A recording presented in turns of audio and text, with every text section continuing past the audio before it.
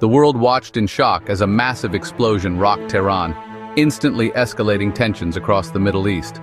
News coverage blurred into a barrage of missile launches, intercepted rockets, and airspace closures, each update more alarming than the last. It felt like a high-stakes standoff, with world leaders trading threats and entire populations caught in the crossfire. Then, just as suddenly, a ceasefire was announced, brokered by President Trump, shifting the mood from panic to cautious relief. The whiplash was real. One moment, we braced for war. The next, we wondered if it was safe to travel again.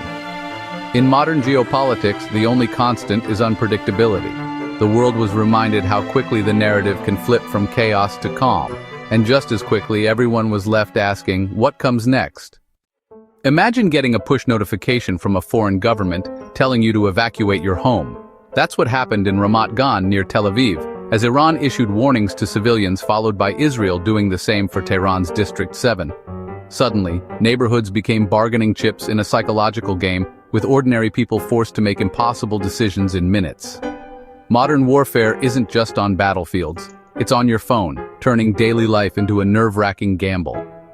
The stress is unimaginable, families weighing whether to pack up or hope it's just a bluff. These warnings highlight how civilians are now on the front lines, their lives upended by distant political decisions. For those in the crosshairs, the threat is immediate and deeply personal.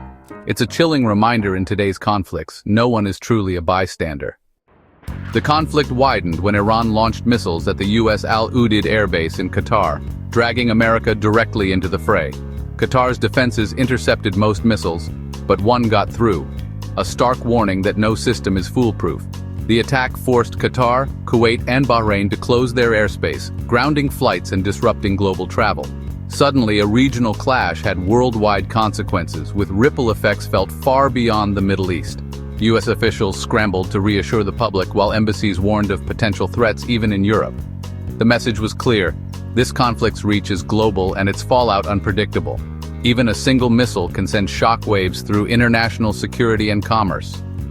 The world was reminded how quickly local tensions can escalate into global crises. And everyone wondered, how far would this go? Out of the chaos, President Trump announced a ceasefire between Israel and Iran, even thanking Iran for advance warning on missile strikes. The global economy reacted instantly. Oil prices, which had soared on war fears, plunged as markets breathed a sigh of relief.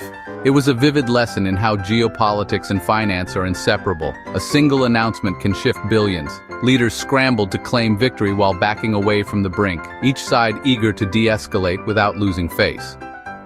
Trump's unconventional diplomacy created an off-ramp, pulling the region back from disaster, at least for now.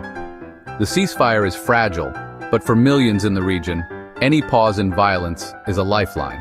Whether this peace holds or unravels remains uncertain. For now, the world watches, hopeful but wary. Amid the headlines, a tragedy: a 95-year-old Holocaust survivor killed in an Iranian strike on Israel. Her death is a stark reminder that behind every missile are real lives, and the cost of conflict is always human. As the world mourned, Iran announced it might suspend cooperation with the International Atomic Energy Agency, raising fears about its nuclear ambitions. Without oversight, the risk of a nuclear arms race in the Middle East grows dangerously real. Iranian officials issued defiant statements insisting their nuclear sites are untouchable. The ceasefire paused the missiles, but nuclear tensions remain unresolved. The world is left to wonder, is this a step toward peace or just a pause before something worse? The stakes have never been higher, and the human cost is impossible to ignore. So what now? The ceasefire holds, but the core issues, nuclear fears, security threats, and regional rivalries, are far from settled. This feels less like an ending and more like an intermission in a tense global drama. The story of the Holocaust survivor should remind us these aren't just political games, they're life and death. The next weeks are critical. Will diplomacy prevail, or will violence return? We all have a role: stay informed, demand accountability, and push for real solutions. Apathy isn't an option. If you want more updates and analysis that cuts through the noise, subscribe, like, and share. Stay tuned, because what happens next will shape the world.